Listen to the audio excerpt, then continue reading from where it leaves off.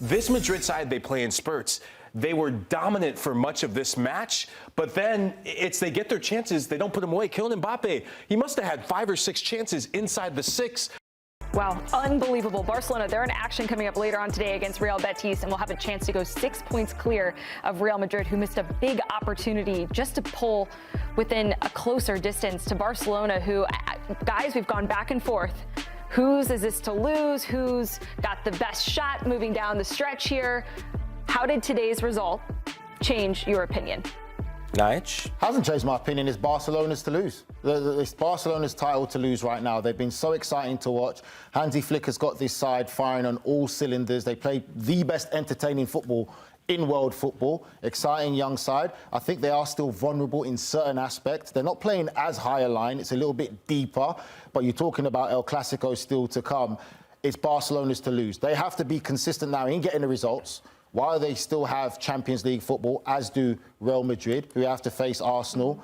But Barcelona are the ones who are leading this title race in La Liga. Yeah, I haven't been fully convinced by this Madrid side, and I made a wild take that I thought Atleti were going to win La Liga. Looks like that's not going to happen unless there's a massive meltdown by either of these sides, because of the frailties defensively in transition. And I was in there in the room with you saying that all this Valencia side have to do is catch them on the counter once. Well, the blueprint has been there. In their Copa del Rey match, you saw Real Sociedad do the exact same thing. This Madrid side, they play in spurts. They were dominant for much of this match, but then they get their chances, they don't put them away. Kylian Mbappe, he must have had 5 or 6 chances inside the 6. I know he's the main man, but this was a massive let-off for him. And I just wonder if the manager and some of these players, they have their minds set on Champions League a bit too early. I would say, I mean, sometimes you don't have to overanalyze things. Vinicius Jr. did miss the penalty, which could have given Real Madrid a lead in this game. We could be talking about a complete different result. This is why we say goals change games. But I agree with Michael. He's 100% right. Defensively, that is the one vulnerability or problem that you worry about Real Madrid. And when you look at the goal that they conceded, this is when Tchouaméni moved from a centre-back position into midfield. Camavinga had come on. Alaba had come on as well, obviously. And all of these players coming on is leading to these players getting games for what the starting lineup could be against that first leg against Arsenal in the Champions League. And that is where the focus of Real Madrid now shifts to that first leg of the quarterfinals, taking on the Gunners, who are getting some key players back. They played to a 1-1 draw against Everton in the Premier League. I mean, it's Real Madrid in the Champions League. I feel like this narrative, we talk about it all the time. It's just one of those teams that you can never count them out. Nigel, how do you see this first leg going between Arsenal and Real Madrid? It's going to be a great first leg, but I feel all the pressure's on Real Madrid, and they know that. And when you look at both team selections, from Arsenal's point of view, Partey didn't start today against the game of Everton, but they brought on Odegaard, Saka, Martinelli to come onto the game, and Timber also, to give them more game time, and I'm sure that's looking forward to this Real Madrid game. When you look at Real Madrid, Tchouaméni started in centre-back. You had Modric and Valverde in centre midfield. Camavinga was on the bench. Alaba came on, and I'm sure he'll probably start as well. And Courtois wasn't involved, who's still the #1 goalkeeper at Real Madrid.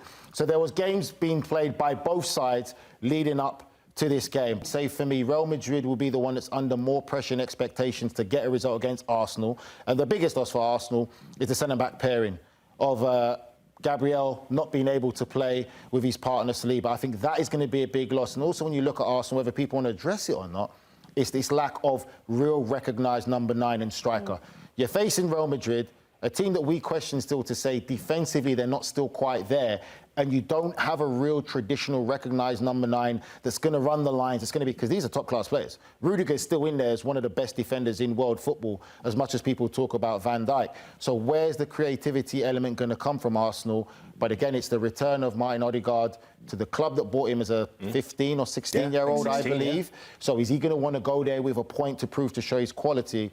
But when you look at the firepower and the options that Real Madrid have, I think it's just going to be too much for Arsenal. Yeah, I think the injury to Gabriel will be the difference in this, because had Gabriel stays, I actually liked Arsenal to get the better of Real Madrid in this, because defensively, you get physical Kylian Mbappe. Those two center-backs, they would have relished this sort of performance. And Thomas Partey, with the recent form that he's had in the Premier League, him being that defensive midfielder, him back pressing on Jude Bellingham, you shut out the front four, you shut out Real Madrid.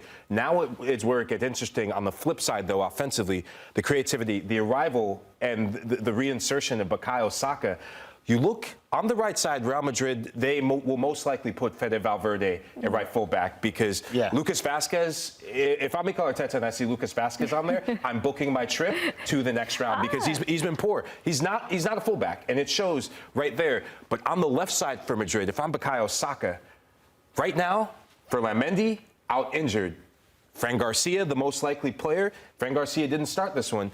If you see Fran Garcia, if I'm Mikel Arteta and I'm Bukayo Saka, get after him time and time again. But let's not be naive in like Carlo Ancelotti is not a very knowledgeable manager to know who the danger guys are. And I think that's the problem. You don't want it to be too much pressure on Saka and too much attention on him. So for me, I think other Arsenal players have to share the load. This is the big moments. This is what Arsenal want. But from a Real Madrid perspective, I think that they'll be looking forward to this. And you talk about teammates, he makes a great point. When you talk about Mbappe going up against Saliba, international teammates, when you play together, know each other at international level, you know each other's habits and secrets. So whether being aggressive will be one thing, but trying to stop Mbappe, you still got Rodrigo, you got Vinicius Jr., you got so much talent in this Real Madrid side that can cause problems. And I think from Arsenal's perspective, they really have to be at their best. You know, they really have to be, all players have to be tuned in and they need to know what they're facing. One thing that Michael does bring a point as well is set pieces. If Arsenal are going to get a chance, we've already talked about them, how impressive they've been throughout the season. Real Madrid still shows some great vulnerabilities when it comes to defending set pieces. And you look at the goal they conceded today against Valencia, where it was more of a zonal marking. And Diakite came, Diakabi, that's the one, came in with a fantastic header.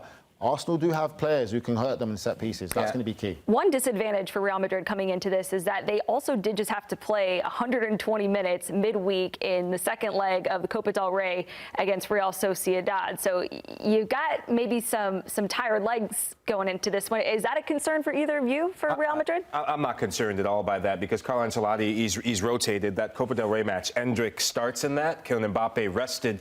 The one concern I do have for Real Madrid is what we saw from Vinicius Jr.